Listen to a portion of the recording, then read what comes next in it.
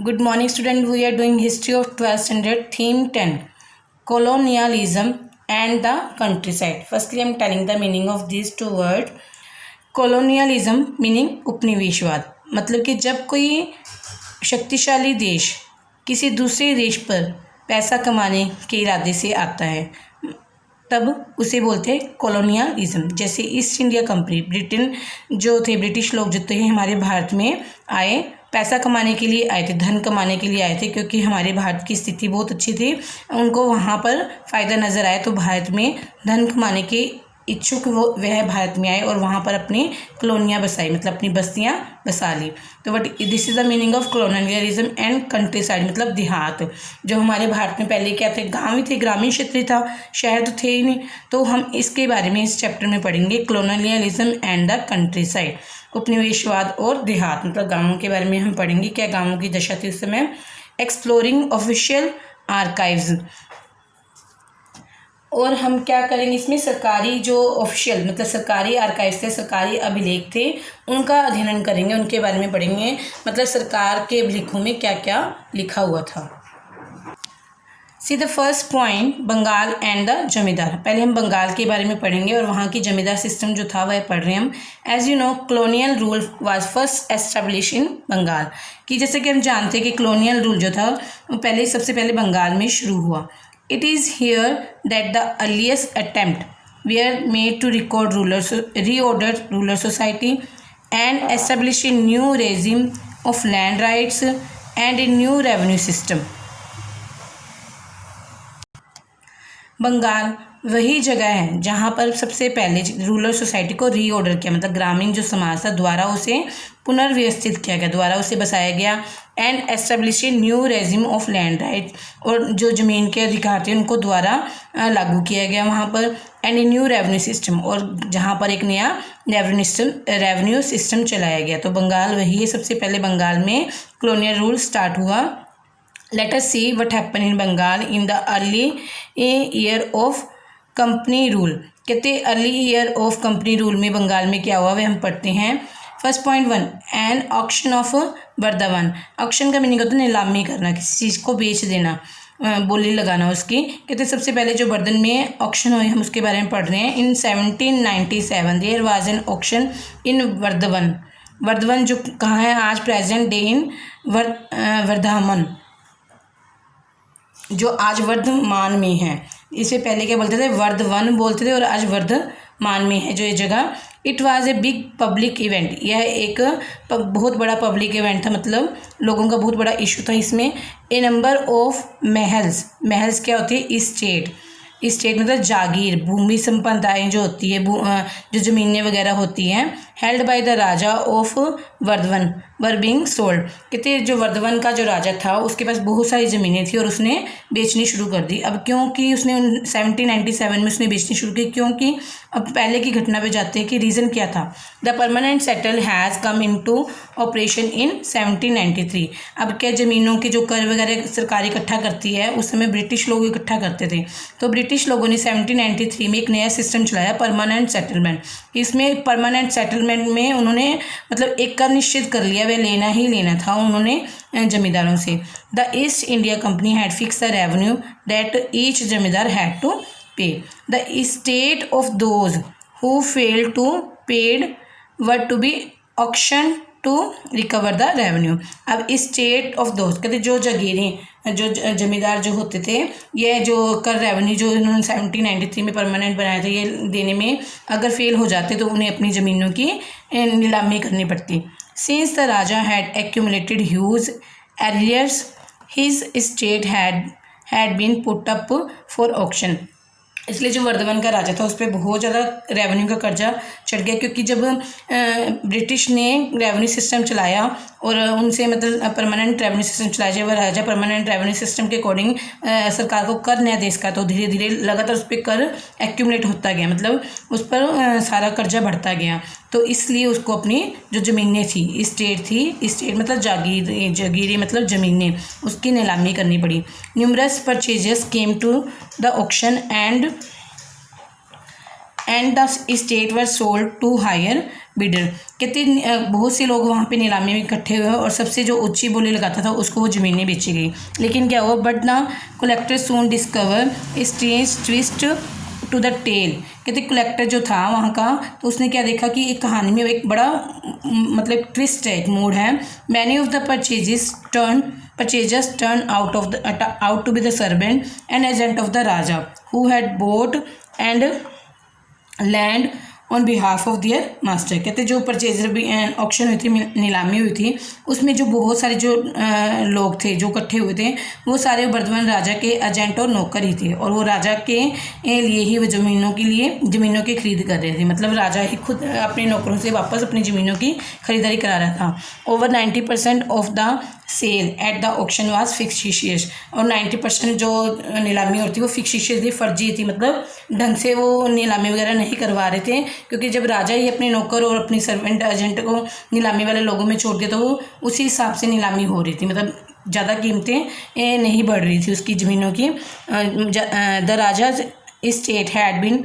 Publicly sold. कहते हैं publicly sold तो होगी राजा की ज़मीनें, लेकिन क्या, but he remain in continue of his zamindari. लेकिन वह राजा खुद ही उसी जमींदारी में वह खुद ही रहा, क्योंकि उसने अपने एजेंट से वह ज़मीन वापस खरीद ली थी। Why had okay, we will read up to here. Now see 1.2 the problem of unpaid revenue. अब समस्या क्या थी अनपेड रेवेन्यू की, जो कर दिया नहीं राजा ने, क्या समस्या थी उसको देखते हैं हम। The estate of the Vardhaman Raj were not only once sold during the closing year of the 18th century। कहते 18th सेंचुरी के अंत में खाली वर्धमान राज्य ही नहीं था जिन्होंने अपनी ज़मीनें बेची। ओवर 70% ऑफ जमींदार change hand after the permanent settlement. 70% जमींदारों ने अपनी मतलब ज़मीनें दूसरों को बेच दी परमानेंट सेटलमेंट के बाद। In introducing the permanent settlement British official hoped to resolve the problem they had been facing since the conquest of Bengal. जब उन्होंने परमानेंट सेटलमेंट चलाया ब्रिटिश लोगों ने, तब उन्होंने क्या आशा की कि जो बंगाल को बसाने में उन्हें जो प्रॉब्लम आई थी शायद वह दूर हो सके। By the 70s the rural economy in Bengal was in crisis. क्योंकि 70 में क्या था, जो बंगाल की जो इकोनॉमी थी, अर्थव्यवस्था थी, तो वो ज़्यादा मतलब क्राइसिस में थी। With recruitment famines and declining agriculture output. क्योंकि कई बार अकाल वगैरह पड़ते, महामारी वगैरह फैल जाती, तो एग्रीकल्चर जो आउटपुट थी कम थी, इसलिए 70 से ही ब्रिटिश इंडिया को बंगाल में अर्थव्यवस्था में काफ़ी परेशानियों का सामना करना पड़ा। Official felt that agriculture, trade and the revenue sources of the state could all be developed by encouraging investment in the agriculture।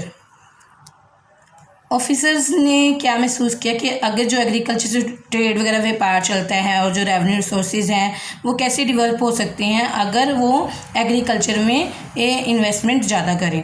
This could be done by the securing right of property and permanently fixing the rate of revenue demand. यह कैसे हो सकता था, जब वो revenue demand जो revenue था कर था उसको फिक्स कर दे, परमानेंट कर देते। If the revenue demand of the state was permanently fix then the company could look forward to a regular flow of revenue while entrepreneurs could feel sure of earning a profit from their investment, since the state would not siphon it off by increasing its claim। Means जब revenue जो कर जो है fix हो जाएगा तो company को भी उसका जो अपना रेगुलर कर फिक्स कर मिलता रहेगा।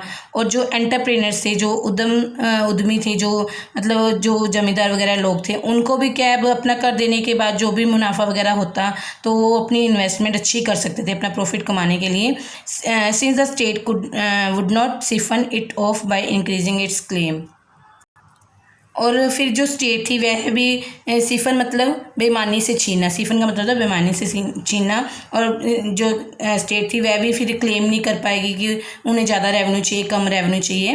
मतलब पहले ही रेवेन्यू की कर उन्होंने परमानेंट सेटलमेंट में 70s में जो परमानेंट सेटलमेंट में उन्होंने जो कर निश्चित कर दिया ताकि कंपनी को निश्चित रूप से उनका कर मिलता रहे और जो जमींदार वगैरह लोग हैं, किसान लोग हैं, अपना काम अच्छे से करते रहे, ताकि जो एक बार उन्होंने उन्होंने रेवेन्यू दे दिया, कर दे दिया, उसके बाद जितना भी उनको फ़ायदा होता है, जितना भी उनको मुनाफा होता है, ताकि वो अपने आगे डेवलपमेंट के लिए इन्वेस्टमेंट कर सके और बाद में स्टेट भी उनसे कोई क्लेम नहीं करेगी कि उनको ज़्यादा कर चाहिए। The process official hoped would lead to emergence of a class of yeoman farmer and rich land owners who would have to the capital and enterprise to improve the agriculture. Human farmer कहते हैं छोटे किसान, कहते हैं इस तरह से छोटे किसान और जो लैंड ओनर से ज़मींदार थे वो अपने एग्रीकल्चर में इम्प्रूव कर सकते, क्योंकि एक बार कर देने के बाद उनके पास जितना भी पैसा बचता, जितना भी फ़ायदा होता, वो सारा उनके पास ही रहता था, फिर इससे वो एग्रीकल्चर में सुधार कर सकते थे। यह सोच ब्रिटिश लोगों की थी, लेकिन ऐसा कुछ नहीं हुआ था। Nurtured by the British this class would also be loyal to the company. और ब्रिटिश लोगों की यह भी आशा थी कि इस तरह से जो लोग थे वो कंपनी के प्रति वफादार हो जाएंगे, क्योंकि कंपनी सोचती थी कि एक बार कर ले लेंगे और जितना फ़ायदा होगा वो ज़मींदार और किसान अपनी डेवलपमेंट में लगाएंगे, इससे उनको ज़मींदारों को फ़ायदा होगा, तो जो ज़मींदार और किसान है वो कंपनी के लॉयल हो जाएंगे। पर ऐसा कुछ नहीं हुआ। द प्रॉब्लम हाउएवर ले in identifying individual who could both improve agriculture and contract to pay the fixed revenue to the state। लेकिन जो प्रॉब्लम समस्या थी कंपनी के सामने समस्या क्या थी? अब कौन से ऐसे व्यक्ति है जिनको यह ठेकेदारी का काम सौंपा जाए कि रेवेन्यू उनसे लिया जाए, कैसे ठेकेदारी पे लगाया जाए कि वो एग्रीकल्चर में भी इम्प्रूवमेंट करें और कंपनी को, स्टेट को रेवेन्यू भी फिक्स देते रहें। आफ्टर ए प्रोलॉन्ग डिबेट, एक लंबे डिबेट के बाद, अमंगस कंपनी ऑफिशियल, कंपनी के अफसरों के बीच लंबे डिबेट के बाद, प्रोलॉन्ग मतलब लंबे, the permanent settlement was made with the rajas and taluqdars of Bengal. तो परमानेंट सेटलमेंट चलाएगी बंगाल के तालुकदारों राजा लोगों के साथ। दे वर नाउ क्लासिफाइड एज जमींदार, और उनको जमींदार के नाम से जाना जाने लग गया। And they had to pay the revenue demand that was fixed in पेप्पेट्रिची, कहती है। और उनके परपेचुटी मीन्स क्या होता है? निरंतर, लगातार। कहते अब जो राजा लोग और तालुकदार जो थे बंगाल के, उनको ज़मीनों का ठेका दे दिया ब्रिटिश लोगों ने। परमानेंट भाई रेवेन्यू उन्होंने परमानेंट ही, सरकार को इतना रेवेन्यू उन्होंने फिक्स कर दिया, तो वो किसानों से इकट्ठा करेंगे और वो राजा को जमा करवाएंगे, मतलब सारी ज़मीनों का मालिक जमींदार को बना दिया, ठीक है। और उनके परपेचुटी मतलब निरंतर और फिक्स कर सरकार को जमा करवाते रहेंगे वो। In terms of this definition the zamindar was not a land owner in a village but a revenue collector of the state. अब इसमें हम क्या देखते हैं, जो जमींदार थे वो लैंड ओनर नहीं थे, ज़मीनों के मालिक नहीं थे, बल्कि जो स्टेट के कर इकट्ठा करने वाले थे, मतलब स्टेट के लिए, सरकार के लिए कर इकट्ठा करते थे ब्रिटिश लोगों के लिए। जमींदार had several villages under them. अब जमींदारों के पास क्या है? बहुत सारे विलेजेस, गांव आगे, उन्होंने उन गांवों के किसानों से कर इकट्ठा करना था। In company calculation the villages within one zamindari found one revenue state. कहते जो जितने जमींदारों के पास जितने, मान लो एक जमींदार के पास 10 विलेज आ गए, तो वो एक स्टेट बन गई उनकी, कर इकट्ठा करने के लिए एक स्टेट बन गई, जमींदार की एक वो जागीर बन गई। The company fix the total demand over the entire state whose revenue the zamindar contracted to pay. अब कंपनी ने उस स्टेट की एक कर रेवेन्यू जो है फिक्स कर दिया, और जमींदार को वह कर राजा को जमा करवाना था, सरकार को, ब्रिटिश सरकार को जमा करवाना था।